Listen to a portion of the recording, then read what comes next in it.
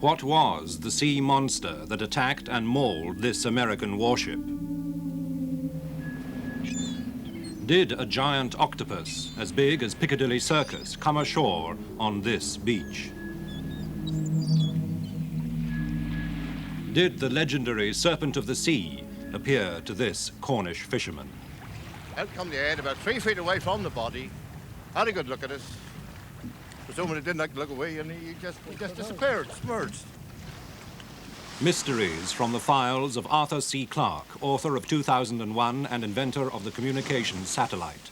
Now in retreat in Sri Lanka, after a lifetime of science, space and writing, he ponders the riddles of this and other worlds. I'm standing in front of my bungalow on the extreme southern tip of Sri Lanka. Just over 100 years ago, according to the London Times, which is not prone to sensational reporting, a schooner, the Pearl, of 150 tons, sailed from Galle Harbour, which is the next bay to here. That schooner sailed past here into the Bay of Bengal, and there she was attacked and sunk by a giant squid. This was observed from a P&O liner, which rescued some of the survivors from the schooner.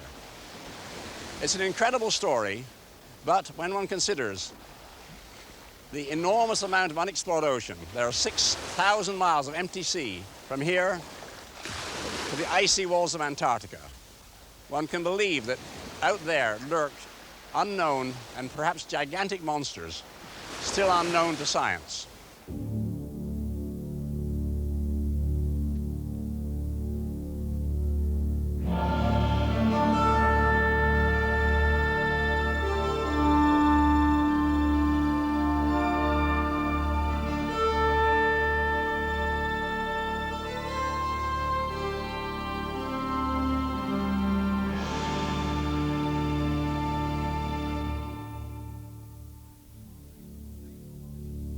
The late Lieutenant R.E. Grimani Cox was returning home to England in 1942 when he encountered one of the Second World War's most nightmarish sea stories.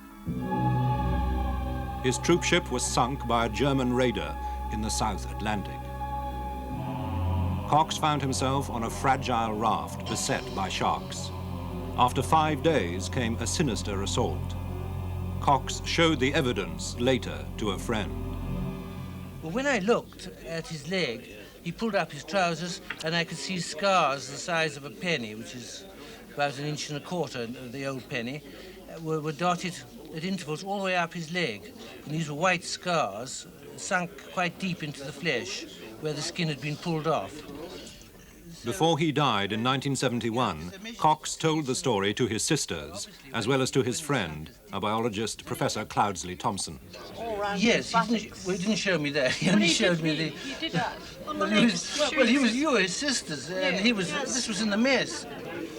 There were 12 of them on the raft initially, and only 3 survived to the end of the 5 days. And one of the most horrifying things that happened while they were lying there, dying one by one from thirst, was one evening when they were attacked by a giant squid. An enormous shape appeared beside the raft, and a huge arm came over and snatched one of the men and tore him off the raft before anybody could do anything to save him. And presumably he was eaten. And they were still barely recovering from the shock of this when another arm or tentacle came over the side of the raft. He saw it silhouetted against the starlit sky, and it fastened itself on him, round his leg and round his body, particularly his right leg, because that's where the scars mainly were that he showed me, but I believe he'd said that they were on the rest of his body as well.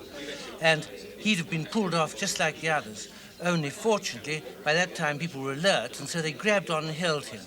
And instead of him being pulled over the side, the suckers pulled lumps of skin off him, off his body. And this is what caused these massive number of scars all over him.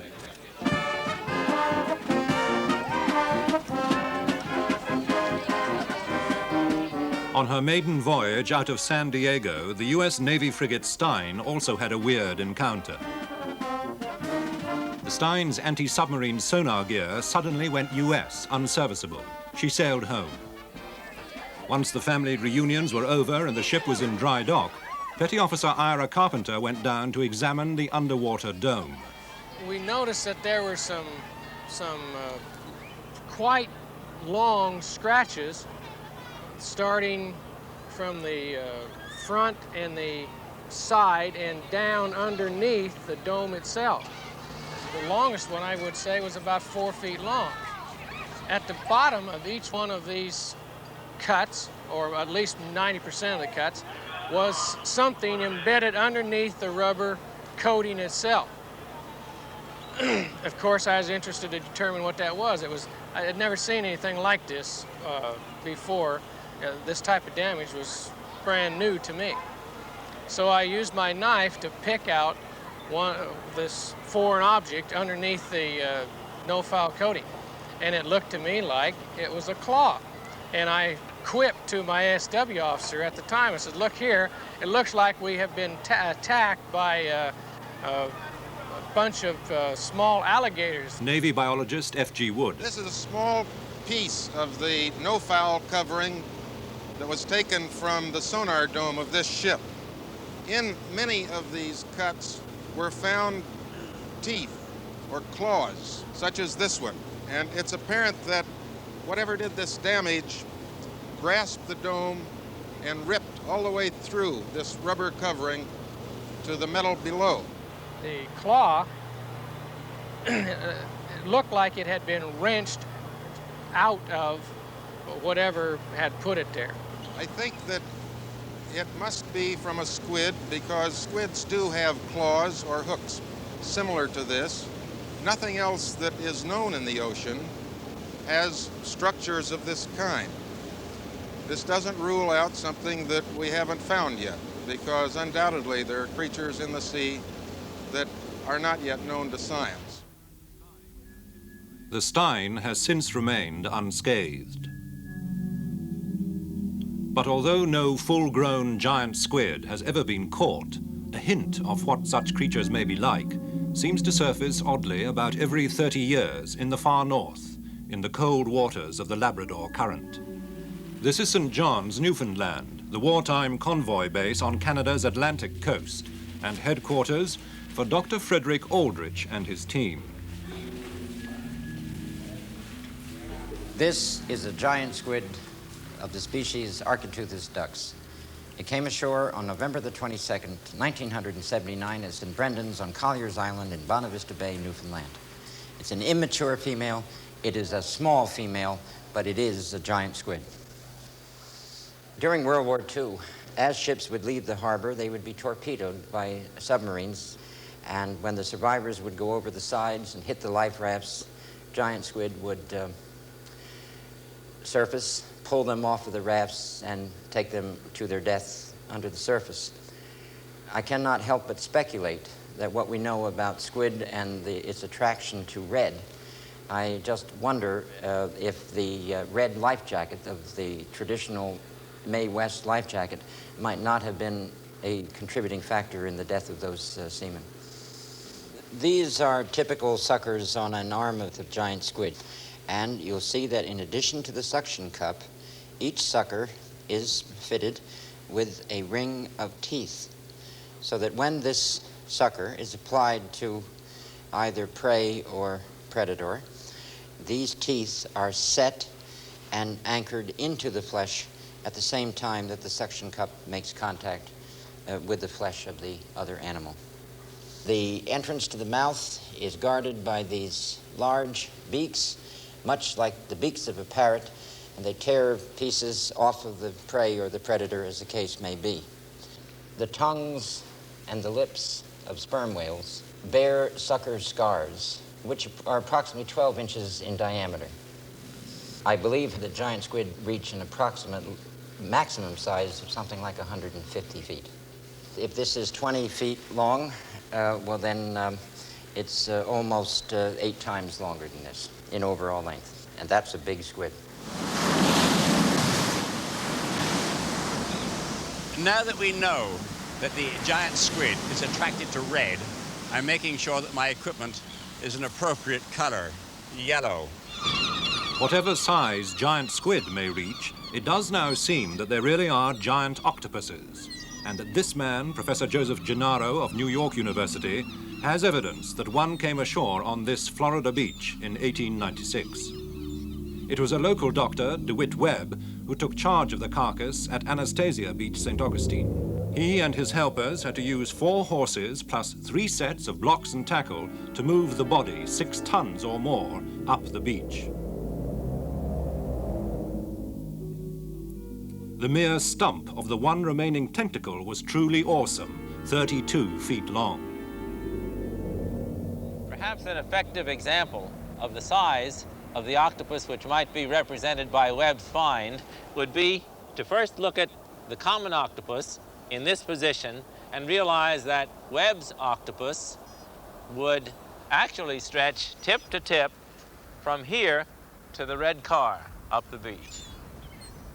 Part of the material eventually landed in the Smithsonian Institute in Washington, D.C. And all that remains of the octopus of the deep is this piece of tissue. Notice that it is sinewy and fibrous in its structure, something in the nature of beef or soup meat.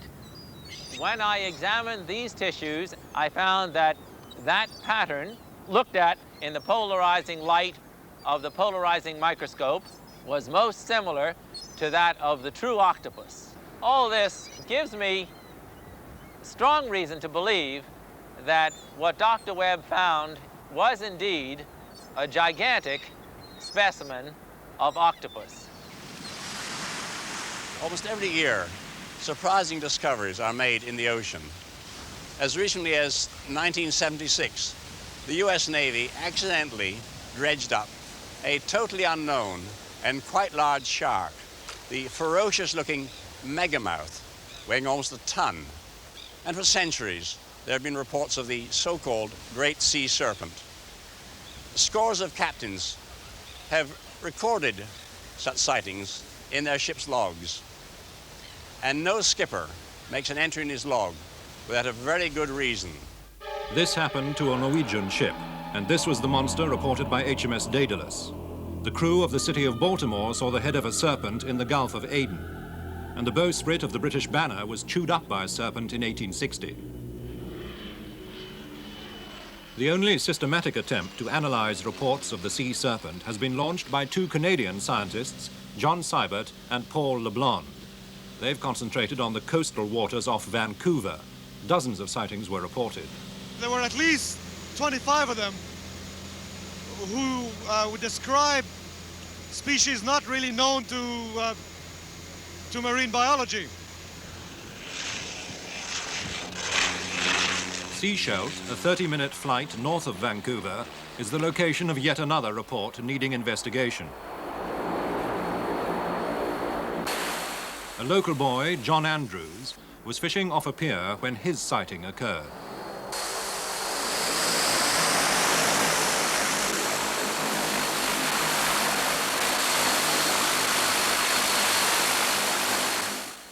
Could you tell us exactly what it looked like?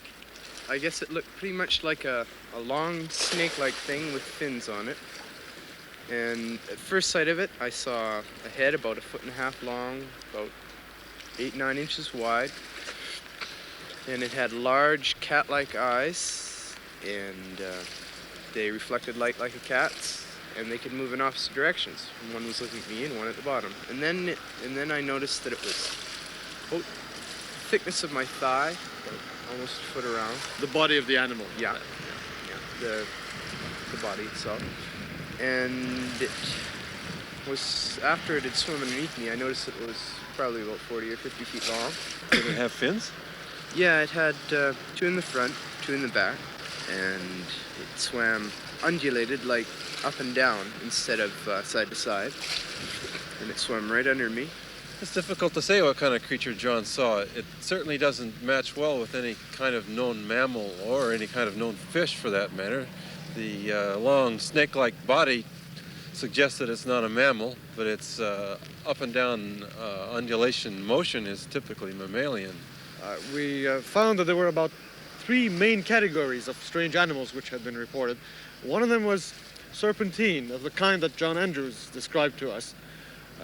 There was another one with a long neck and rather coarse hair like coconut fibers, as it was described by one witness.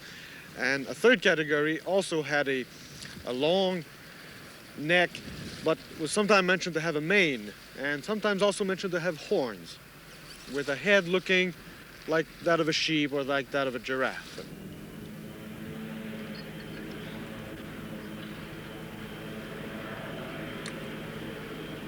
None of the witnesses in the survey were professional artists. But it's clear enough from the drawings in their questionnaires what they thought they saw. This is John Andrews' sketch of his sighting. Margaret Stout saw this in 1961, and David Miller saw this creature off Discovery Island. But it may be that the body of such a sea monster has fallen into the hands of man. In September 1977, this Japanese fishing boat was off the east coast of New Zealand when it trawled up in its nets a mystifying carcass. The Japanese TV networks were excited enough to helicopter teams out over the South Pacific and winch their reporters down onto the ship at sea.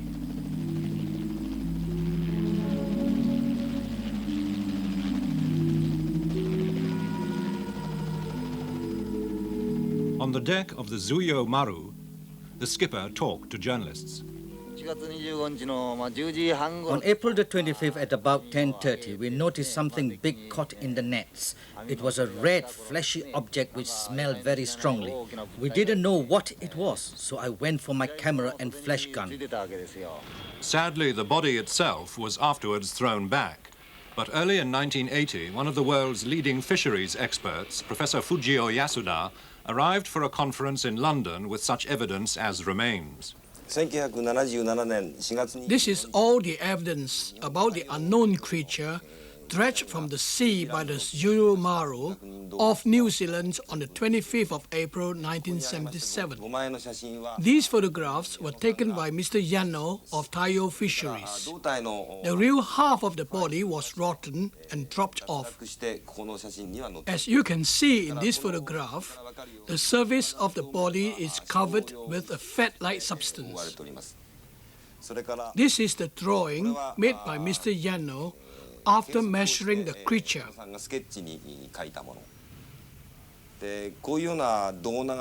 I can't think of any known fish which has this shape. I can't tell what this creature is, but I assure you that it is completely unknown to us. But sea monsters don't only materialize in the remote oceans. In 1976, just 30 miles off the Lizard in Cornwall, two fishermen, George Vinicum and John Cox, also met a monster. Well, it was steaming 30 miles off, 25 to 30 miles off. Saw what I thought was an upturned boat on the horizon. So we went over to investigate. When we got closer, we could see it wasn't an upturned boat. It was something that, well, neither of us have seen before. So it was dark in colour and had sort of humps on the back. As you say, it was, well, between 15 and 18 feet in length and rising above the sea about 3 feet. It was a flat, calm day. There was no disturbance on the sea at all. When we got up closer, well, a little closer, I came astern, to our amazement, up out the water about 3 feet from this body, head appeared out the water. And it was a, well, thing I've never seen before after about 40 years of sea. And it gradually sank in the water and disappeared. But after talking about it, the only thing we could explain it was very much like a prehistoric animal. The whole thing, I suppose, would have weighed, what, several tons. And equal in size, I should think, the boat we were in. You know, the boat was 32 feet long. Although whales and many sea creatures occasionally come ashore, there seem to be few records of a stranded sea monster. One of the most celebrated, however, occurred in 1808 beneath the cliffs of the island of Stronsay in Orkney. Precise drawings were made of the Stronsay beast at the time, and its dimensions were carefully measured. More than 50 witnesses swore to what they had seen. Today, among the other exotic exhibits at the Royal Scottish Museum in Edinburgh, is a piece of the backbone of the Stronsay beast. It's now in the care of Dr. Jeff Swinney. This was an animal which was described as being some 55 feet long. It was described as having a mane of hair running down the full length of the back, a tiny little head, a long neck, and many of the eyewitnesses, all the eyewitnesses who gave evidence on what they saw of this monster, quite reasonably interpreted this as being a totally new beast, a creature that they were completely unfamiliar with. Well, in the December of 1977, I was fortunate enough in being able to examine a beast which was stranded on the shore of the Tay near Carnoustie. These are the vertebrae of that animal, a basking shark. And I think the inevitable conclusion is that the animal which was stranded in Stronsay, in the Orkneys, was a basking shark. What tends to happen when a basking shark dies and the carcass rots is that the cartilages which are supporting the snout here tend to drop away. So these go, the snout goes. The large area here which contains the gill tissues falls away. So all that lot goes.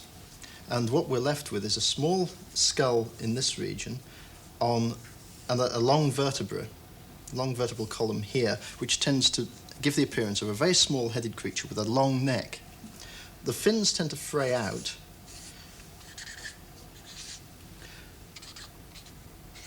And in the case of a male, another set of what might appear to be limbs would be in this region here, and the lower lobe of the tail tends to fall away.